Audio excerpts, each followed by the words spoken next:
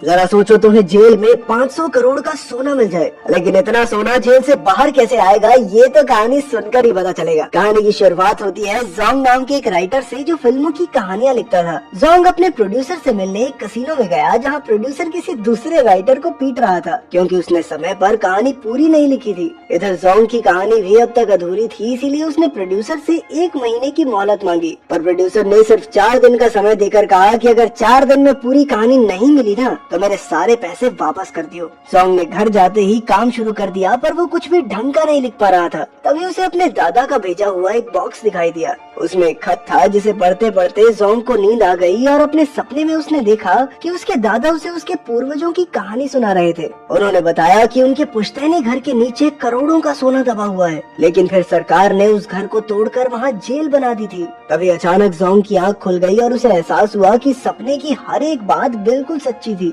क्योंकि उस बक्से के अंदर से एक नक्शा निकला जो बिल्कुल जेल के नक्शे से मिलता था। अब जोंग ने सोच लिया कि वो कुछ भी करके अपने पुश्तैनी सोने को हासिल करके रहेगा। अब वो बस इस गरीबी की जिंदगी से बाहर निकलना चाहता था। इसके लिए उसे जेल के अंदर घुसने की जरूरत थी, तो उसने अपने पड़ोसी का लैपटॉप छत से नीचे फेंक दिया और इस टुच्ची सी वजह के लिए भी उसे जेल में भेज दिया गया। जेल में उसने देखा कि कई कैदी क्रैब नाम के कैदी का जन्मदिन मना रहे थे। फिर क्रैब जोंग से मिला और उसने बताया कि उसका भी जोंग नाम का एक बहुत करीबी दोस्त था, इसीलिए क्रैब ने जोंग को अपना दोस्त बनाकर हमेशा उसकी रक्षा करने का वादा किया। बाद में जोंग जेल में मौजूद बरगद के पेड़ के पास गया, क्योंकि उसके आसपास ही एक पुराना कुआं था जिसके अंदर वो खजाना छिपा था। तभी वहाँ एक और कैदी जोंग के पास आया और उसने बताया कि इस जेल के अंदर 2 बहुत ही ताकतवर ग्रुप्स हैं, जिनमें काफी समय से बिना बात के दुश्मनी चलती रहती है। उसने कहा कि जोंग को यहाँ जिंदा रहने के लिए किसी एक ग्रुप में तो शामिल होना ही पड़ेगा। पहली गैंग तो क्रैब की ही थी और वो किसी भी हाल में अपने साथी की हमेशा रक्षा करते थे।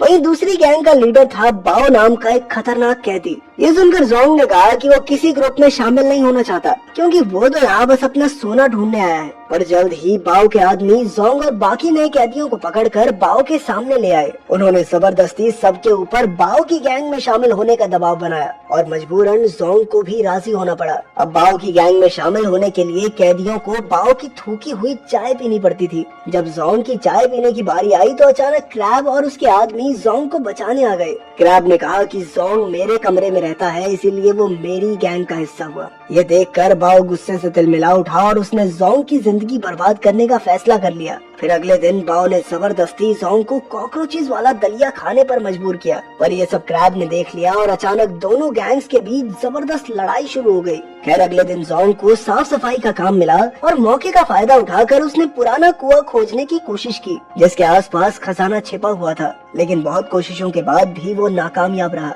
अब सुरंग खोजते खोजते वो लाइब्रेरी तक आ पहुंचा, पर बदकिस्मती से बाओ भी यहाँ था और उसके आदमियों ने जोंग को बुरी तरह पीटा। फिर शाम को क्रैब ने बाओ से पूछा कि जोंग की ड्यूटी खत्म होने के बाद भी वो अपने कमरे में क्यों नहीं लौटा था। क्रैब को शक था कि बाओ ने जोंग को नुकसान पहुंचाया होगा। इस बार बाओ ने कहा कि वो जानता है कि जोंग कहाँ है, पर ये बताने से पहले क्रैब को बाओ की थूकी हुई चाय पीनी होगी। ना चाहते हुए भी क्रैब को उसकी बात माननी पड़ी और अंत में बाओ ने उसे बताया कि जोंग कूड़ेदान में पड़ा है। जोंग कूड़ेदान में अपनी आखिरी सांसें गिन रहा था कि ऐन वक्त पर क्रैब ने जोंग की जान बचाई। उसकी हालत देखकर क्रैब ने फैसला किया कि वो बाओ से बदला जरूर लेगा। इस पर जोंग भी राजी हो गया, क्योंकि शायद दोनों गैंग्स की लड़ाई में शायद उसे स्टोर रूम से जेल का नया नक्शा मिल जाए, जिसकी मदद से वो शायद पुराने कुएं को ढूंढ पाएगा। फिर जैसे ही दोनों गैंग्स आपस में भिड़ी, जोंग ने मौका पाते ही गार्ड से स्टोर रूम की चाबी चुरा ली, पर इससे पहले कि वो स्टोर रूम खोलता बाओ ने उसे पकड़ लिया। फिर बाद में जोंग ने क्रैब से कहा कि तुम्हें मेरी रक्षा करने की कोई जरूरत नहीं है, क्योंकि जब से तुमने मुझे अपने साथ शामिल किया है तब से मेरी मुश्किलें बढ़ती ही जा रही हैं। ये सुनकर क्रैब को धक्का लगा और वो एकदम शांत हो गया। कुछ देर बाद क्रैब ने जोंग से माफी मांगी और कहा कि उसके लिए अपने साथियों की रक्षा से बढ़कर और कुछ नहीं है,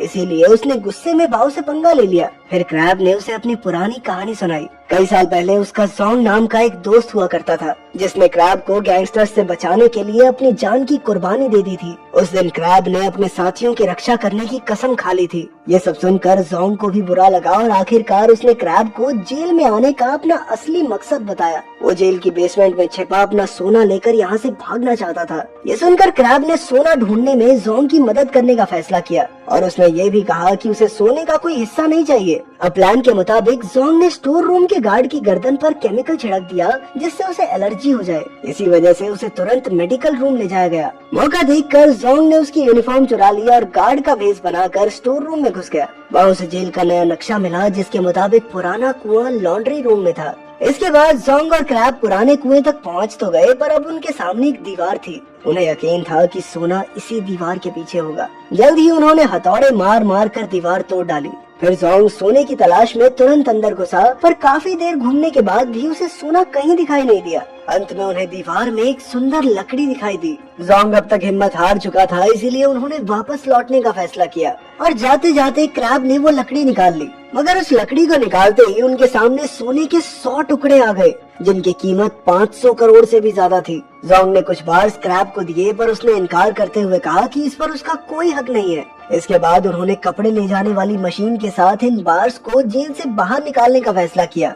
ये मशीन 22 तारीख को जेल से बाहर एक वेयर हाउस में जाने वाली थी और इसी दिन जोंग जेल से रिहा भी होने वाला था। अब उनका प्लान एकदम तैयार था और क्रैब काफी खुश था, क्योंकि सोने की मदद से जोंग अपना कर्ज उतार कर फिल्में बनाने का अपना सपना पूरा कर सकता है। क्रैब का साफ दिल देखकर जोंग ने बाहर जाकर उसके साथ एक रेस्टोरेंट खोलने का वादा किया। पर अगले दिन बाओ और उसकी गैंग ने जोंग और क्रैब पर हमला कर दिया और भयानक लड़ाई शुरू हो गई। इसी बीच जोंग के छिपाए हुए सोने के टुकड़े बाओ के हाथ लग गए, पर तभी अचानक गार्ड्स वहां आ गए, लेकिन इससे पहले ही उन्होंने सोना छुपा दिया। अब जोंग सोने के बारे में सोच रहा था कि बाओ ने गार्ड्स को झूठी कहानी सुनाकर कहा कि जोंग का पैर फिसल गया था, इसीलिए वो तो जोंग की मदद करने आया है। इस पर जोंग ने भी उसकी हाँ में हाँ मिला दी और ये देखकर क्रैब को एहसास हुआ कि जोंग के लिए सोने से बढ़कर और कुछ नहीं है। इस बात का क्रैब को बहुत बुरा लगा और उसने मन ही मन जोंग से दोस्ती तोड़ दी। कुछ समय बाद क्रैब को खबर मिली कि उसकी बेटी की हालत बहुत खराब है और वो हॉस्पिटल में है। ये सुनकर वो जोंग से मिलने गया। उस वक्त जोंग और बाओ सोना लेकर जेल से भागने का प्लान बना रहे थे। अब क्रैब ने भी उनके प्लान में शामिल होने की इच्छा जाहिर की, पर उसे सोना नहीं चाहिए था, बल्कि उसे तो जेल से जल्द भागना था। वो बस अपनी बेटी के पास जाना चाहता था। पहले तो बाओ ने क्रैब के साथ मिलकर काम करने से इनकार कर दिया, पर फिर जोंग ने उसे मना लिया। इसके बाद उन्होंने 3 हफ्ते बाद होने वाली जेल की एनिवर्सरी पार्टी के दौरान सुरंग से होते हुए समुद्र के रास्ते से भागने का प्लान बनाया। उन्होंने सोने के बार्स अपने कपड़ों में छुपा लिए, पर जेल की एनिवर्सरी में 3 हफ्ते बाकी थे और जोंग तो 1 हफ्ते में रिहा होने वाला था, इसीलिए उसने अपनी सजा बढ़वाने का प्लान बनाया। इसके बाद जोंग, क्रैब और बाओ ने जानबूझकर आपस में लड़ाई करके हंगामा कर दिया। जल्द ही गार्ड्स ने वहां आकर सबको अपने अपने कमरे में भेज दिया। अब लड़ाई में शामिल होने के कारण जोंग की सजा बढ़ा दी गई। जल्द ही पार्टी का दिन आ गया और उन्होंने क्लोरीन गैस के गुब्बारे फुलाए ताकि उनमें आग लगाकर वो अपने प्लान को अंजाम दे सके। जब हेड गार्ड भाषण दे रहा था तो अचानक गुब्बारों में धमाका हो गया और इसी मौके का फायदा उठाकर जोंग, क्रैब और बाओ सुरंग के रास्ते से निकल पड़े। पर रास्ते में जोंग को चोट लग गई तो क्रैब ने प्लास्टिक से उसके घाव को बंद किया। इसके बाद उन्होंने जैसे तैसे सुरंगों के बीच रास्ता ढूंढा और मिलकर आगे बढ़ते रहे। आखिरकार उनके सामने एक बड़ा दरवाजा आया जिसके उस पार समुद्र था। उधर गार्ड्स को भी भनक लग गई थी कि 3 कैदी गायब हैं, इसीलिए वो चारों ओर उन्हें ढूंढने लगे। इधर उन तीनों ने अपने बनाए बॉम्ब से धमाका करके दरवाजे को उड़ा दिया और समुद्र में कूदकर भागने को तैयार हो गए। नीचे बाओ के आदमियों की कश्ती उनका इंतजार कर रही थी। उसी समय बाओ ने अपना चाकू निकाला, क्योंकि वो क्रैब और जोंग को मारकर सारा सोना हथियाना चाहता था। बाओ ने क्रैब पर वार किया, पर जोंग बीच में आ गया और फिर तीनों में लड़ाई शुरू हो गई। अंत में जोंग ने बाओ से कहा कि तुम सारा सोना ले जाओ, मगर हमें जिंदा छोड़ दो। मगर बाओ क्रैब को समुद्र में फेंकना चाहता था। उसने क्रैब को धक्का दे दिया, पर खुशकिस्मती से क्रैब ने एक रस्सी पकड़ ली जिसका दूसरा हिस्सा जोंग ने पकड़ा हुआ था। अब बाओ दोनों की मजबूरी पर हंस रहा था, पर अचानक मौका पाकर क्रैब ने बाओ को ही समुद्र में फेंक दिया। फिर जोंग ने पूरे जी जान से क्रैब को ऊपर खींचने की कोशिश की और तब उसे एहसास होता है कि क्रैब ने शुरुआत से लेकर अब तक एक सच्चे दोस्त की तरह हमेशा उसका साथ दिया था। आखिरकार उसकी कोशिश कामयाब रही और उसने क्रैब को ऊपर खींच ही लिया। तभी उन्हें ढूंढते हुए गार्ड्स भी वहां पहुंचे। उन्हें देखते ही जोंग और क्रैब ने खुद को उनके हवाले कर दिया। फिर कुछ दिन बाद क्रैब को खबर मिली कि उसकी बेटी की सर्जरी कामयाब रही और अब वो बिल्कुल ठीक है। जल्द ही उसे गार्ड्स के साथ अपनी बेटी से मिलने की इजाजत भी मिल गई। इधर जोंग को पता चला कि जो सोना समुद्र में गिरकर खो गया था वो मिल गया है और अब जोंग ही उसका सच्चा हकदार है।